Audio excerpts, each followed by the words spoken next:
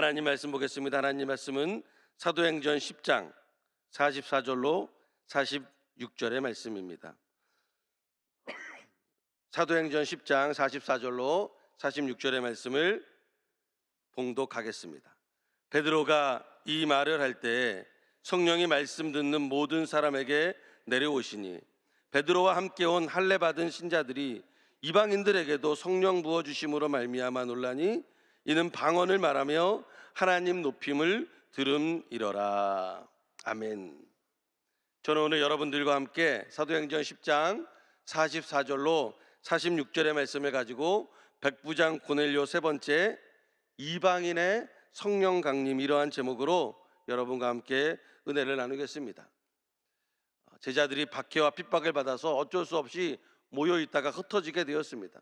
그들이 흩어지고 싶어서 흩어진 게 아니라 박해와 핍박, 어려움을 당해서 흩어지게 됐는데, 그 흩어짐으로 인해서 하나님의 복음이 이방인들에게도 증거되어졌고, 그 복음이 증거되어진 사람 중에 하나가 오늘 우리가 본문으로 삼았던, 이번 한 주간 본문으로 삼았던 백부장 고넬료에게도 복음이 증거되어졌습니다. 이 고넬료는 이방인 중에서도 특별하게 예수님을 믿고, 그것도 그냥 믿은 게 아니라 아주 경건한 생활을 하였고, 또 하나님 말씀대로 백성들을 많이 구제하였고, 항상 하나님께 기도함으로 응답을 받는 자였습니다. 그리고 예수님의 말씀과 명령이라면 무조건 순종함으로 나아간 자였습니다. 그래서 자기가 기도 중에, 환상 중에 베드로를 초청하라는 하나님의 말씀을 듣고 베드로를 자기의 집으로 초청합니다. 뿐만 아니라 베드로도 하나님의 환상 가운데 깨달은 바가 있어서 로마의 군대 지도자인 백부장 고넬료와 만나게 되었습니다. 이 만남을 통해서 이방 선교의 문이 활짝 열리게 되었습니다. 그리고 베드로의 설교를 통해서 성령의 역사하심, 성령의 강림이 이루어짐으로 복음이 만방으로 전파되어지는 길을 열어놓게 된 것입니다. 오늘은 고넬료 시리즈 마지막 말씀으로 이방인들에게 어떻게 성령 강림이 임했는가라는 것에 대해서 알아보고자 합니다.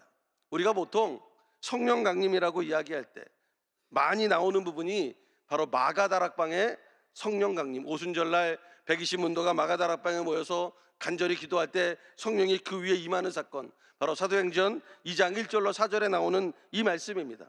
오순절날이 이미 이름에 그들이 다 같이 한 곳에 모였더니 호련히 하늘로부터 급하고 강한 바람 같은 소리가 있어 그들이 앉은 온 집에 가득하며 마치 불의 혀처럼 갈라지는 것들이 그들에게 보여 각 사람이 하나씩 임하여 있더니 그들이 다 성령의 충만함을 받고 성령이 말하게 하심을 따라 다른 언어들로 말하기를 시작하니라 말씀하고 있습니다. 이것이 우리가 가장 많이 알고 있는 오순절 성령 강림의 사건, 바로 예루살렘의 마가다락방에서 일어났던 오순절 성령 강림의 사건입니다.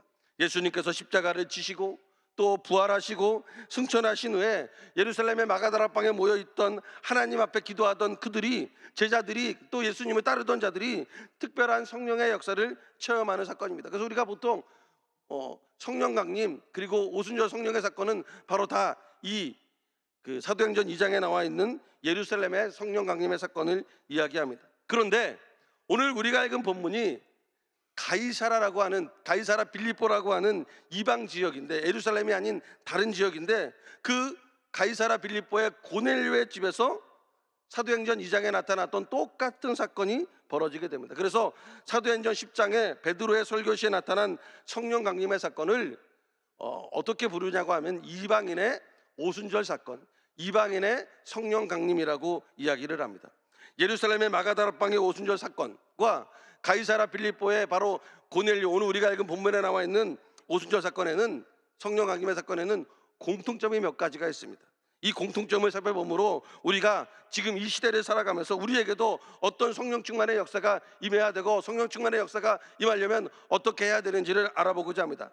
첫째, 모여 있었다라고 말하고 있습니다. 여러분, 모였다는 것이 중요한 것입니다.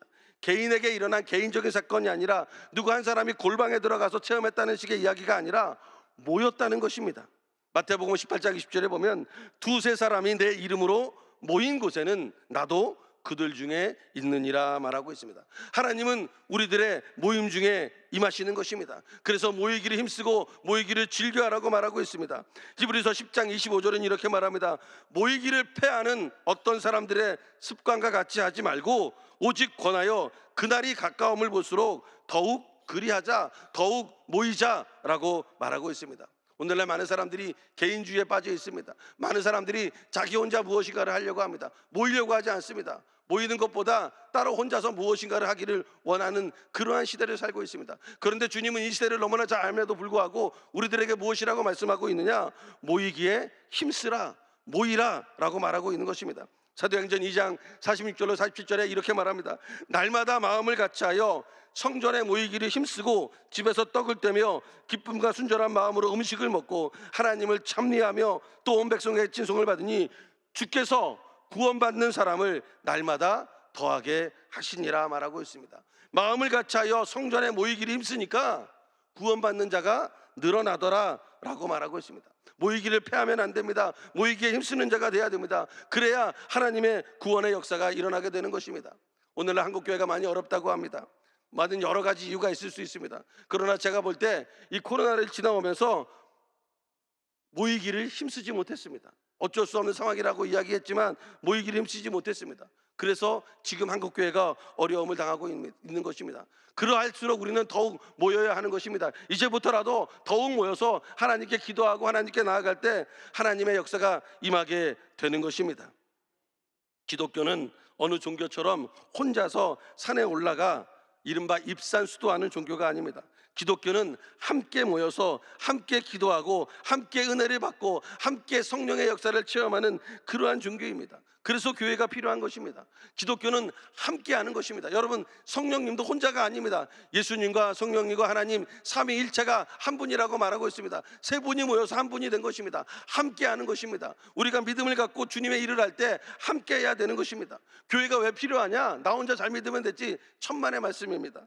교회로 모여야 하는 것입니다. 예수님께서 피값 주고 세우신 교회로 모여야 되는 것입니다. 예수님께서 머리가 되시는 교회로 모여야 하는 것입니다. 그러할 때 하나님의 역사가 그 교회를 통해서 나타나고 그 모임 중에 임하게 되는 것입니다. 오늘날에도 가만히 보면 신앙이 개인적으로 치우치는 경향이 많습니다. 혼자 기도합니다. 혼자 산에 들어갑니다. 혼자 환상을 봅니다. 혼자 무엇인가를 열심히 합니다. 혼자 성령 받으려고 합니다. 그런데 성경에 나타난 오순절 성경 강림의 사건, 예루살렘과 가이사라 빌립보의 모든 곳에는 혼자서 했다라는 말이 없습니다. 같이 모여 있을 때 역사가 일어난 것입니다. 오늘 본문에도 보면 고넬료의 집에 모여 있던 사람 모두가 함께 성령의 강림과 임재를 체험하고 있다고 말하고 있습니다. 사도행전 10장 24절에 보니까 이튿날 가이사라에 들어가니 고넬료가 그의 친척과 가까운 친구들을 모아 기다렸다라고 말하고 있습니다. 이것이 얼마나 중요한지 모릅니다. 하여간 모여야 하는 것입니다. 예루살렘에서도 마가다락방에서도 모였고 가이사라 빌립보 고넬료 집에서도 모였습니다. 그들이 모여 있는 중에 오순절 성령의 역사가 그들 한 사람 한 사람에게 임했다라고 하는 것입니다. 그러할 때 한 마음 한 뜻이 되어서 하나님의 복음을 증거하기 위해 밖에 나가서 예수는 그리스도이심을, 예수님께서 우리를 위하여 십자가에 달려 돌아가셨음을, 예수님께서 우리를 위하여 부활 승천하셨음을 고백할 수 있었던 것입니다. 그래서 우리는 모이기에 힘쓰는 자가 되어야 됩니다. 예루살렘이나 가이사라나 모두가 모여 있을 때 성령의 역사가 나타남을 믿으시기 바랍니다. 두 번째는 말씀이 있었다고 이야기합니다.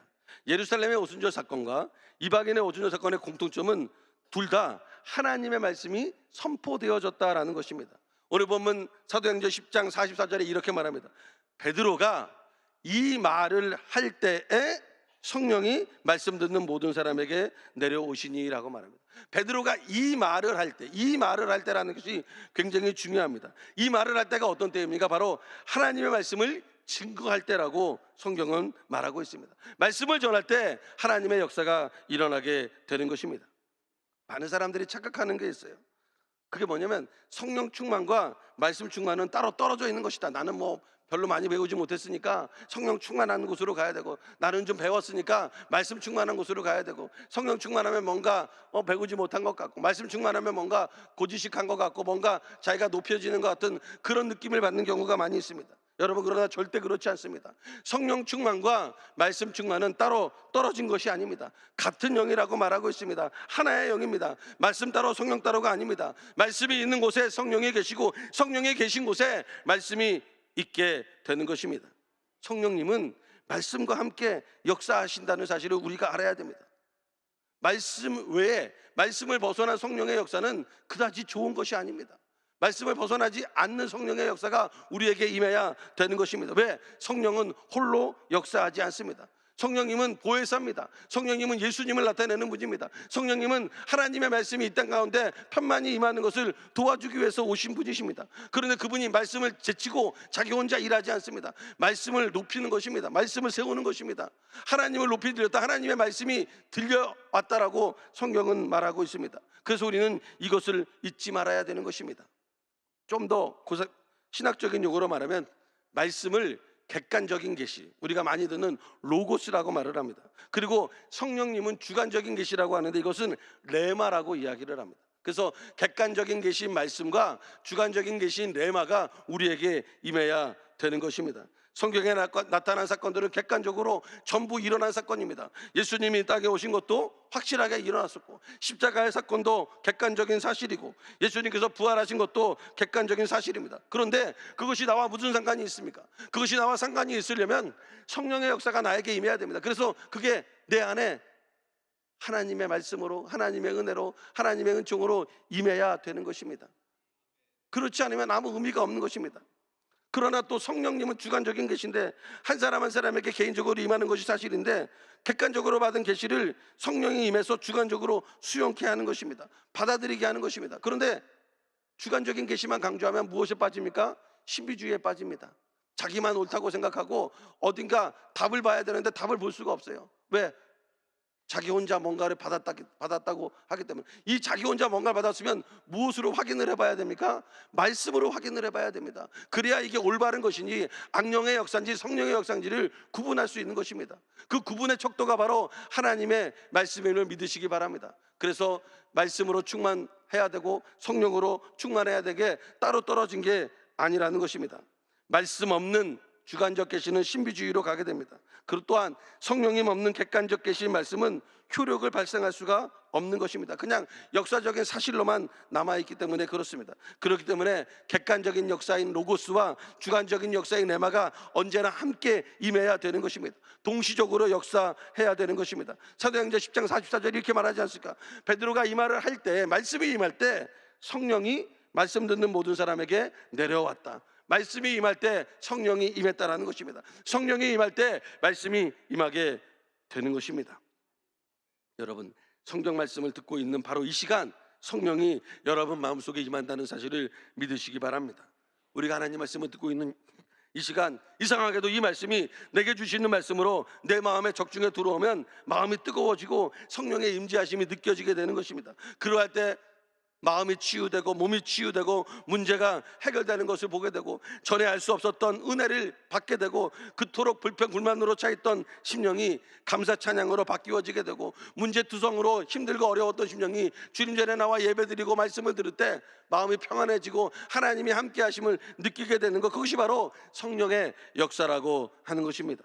그러니까 말씀을 하는 역사, 말씀을 듣는 역사, 말씀을 믿게 하는 역사, 말씀이 효력을 내게 하는 역사가 동시에 이루어지는 것입니다. 그게 바로 베드로가 이 말을 할 때라고 말하고 있습니다. 이 말은 바로 예수님의 말이었습니다. 오늘날 많은 사람들이 세상적인 이야기를 많이 합니다. 여러분, 우리가 교회 나온 게 무엇 때문에 나왔습니까? 세상적인 이야기는 신문 펼쳐보면 됩니다. 뉴스 보면 됩니다. 우리는 하나님의 말씀을 듣기 위해 나왔습니다.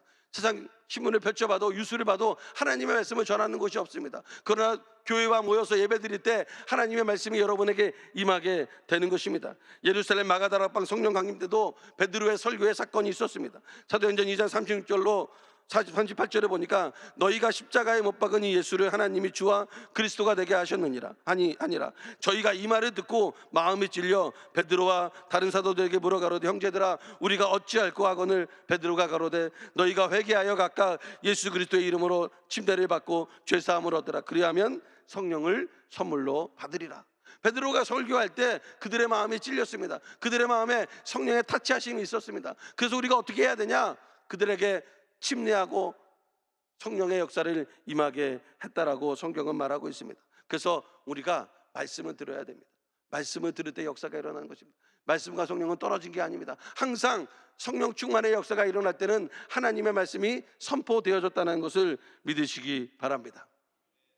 세 번째는 방언이 있었다라고 말합니다. 예루살렘의 오순절 사건과 이방인의 오순절 사건의 공통점 세 번째는 바로 방언이 그곳에 있었습니다. 사도행전 10장 46절에 이는 방언을 말하며 하나님 높임을 들음이러라 말하고 있습니다. 성령의 역사하심의 증거가 바로 방언입니다. 그런데 오늘 본문 10장 45절에는 이렇게 말합니다. 이방인들에게도 성령 부어주심으로 말미암아 논란이 말하고, 이방인들에게 성령이 부어진 걸 베드로를 따라갔던 할례받은 신자들이 보게 됐습니다. 무엇으로 보게 됐습니까? 이는 방언을 말하며. 이방인들에게 성령이 부어지는 것을 봤는데 그게 바로 방언의 역사라고 말하고 있습니다. 그래서 우리는 방언을 해야 되는 것입니다.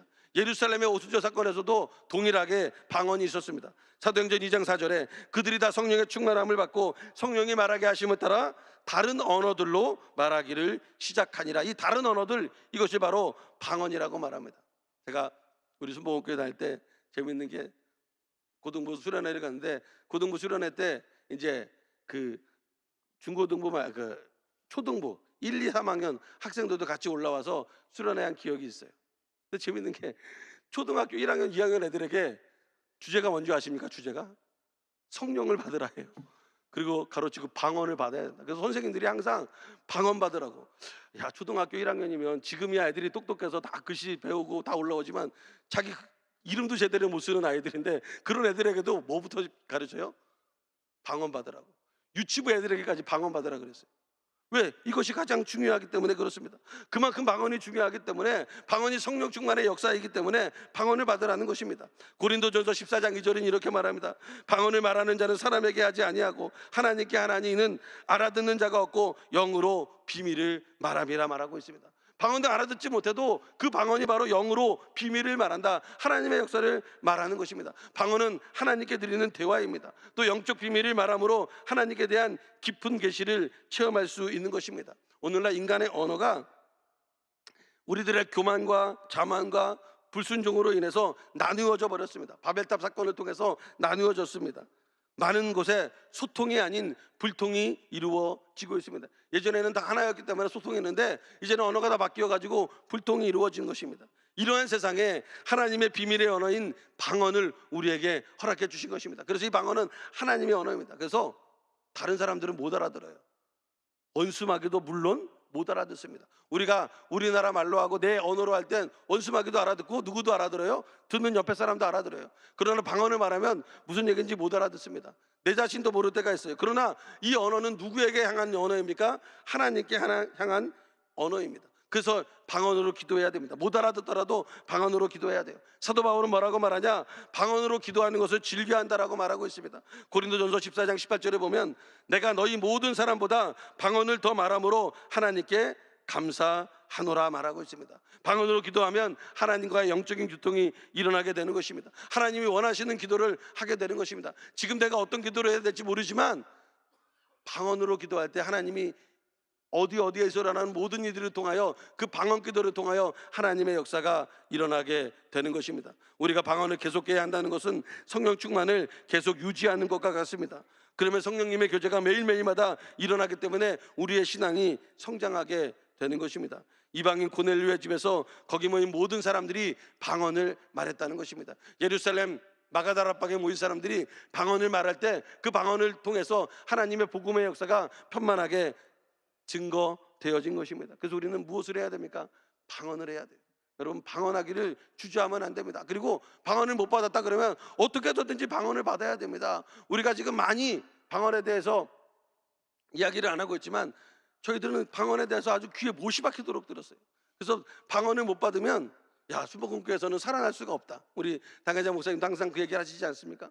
방언을 받아야 돼요. 방언 받을 때 하나님의 역사가 임하게 되고 내 믿음이 성장하게 되고 내 믿음이 하나님과 더욱더 가깝게 나아가게 되는 것입니다. 그래서 하나님의 언어인 방언을 말해야 돼요. 세상의 언어가 아닌 하나님과 나만의 언어인 방언을 통해서 하나님의 역사를 이루어야 되는 것입니다.